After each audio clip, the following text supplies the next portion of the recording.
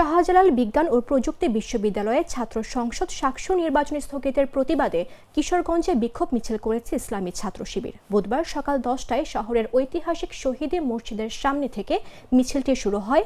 গুরুদয়াল সরকারি কলেজের সামনে গিয়ে সংক্ষিপ্ত সমাবেশের মাধ্যমে শেষ হয়।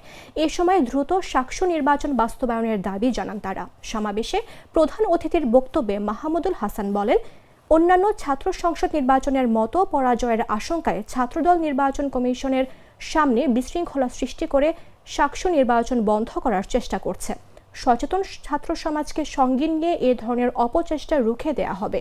মিছিলে নেতৃত্ব দেন ইসলামী ছাত্র শিবিরের কেন্দ্রীয় কার্যকরী পরিষদের সদস্য ও ইসলামী বিশ্ববিদ্যালয়ের সদ্য বিদায়ী সভাপতি মাহমুদুল হাসান, কিশোরগঞ্জ জেলা ছাত্র শিবিরের সভাপতি হাসান আল মামুন, সেক্রেটারি ফকির মাহমুদ আলম, অফিস সম্পাদক মুজাহিদ বিল্লাহ, অর্থ সম্পাদক আবু আহমদ সহ জেলা কমিটির অন্যান্য নেতারা এ সময় উপস্থিত ছিলেন।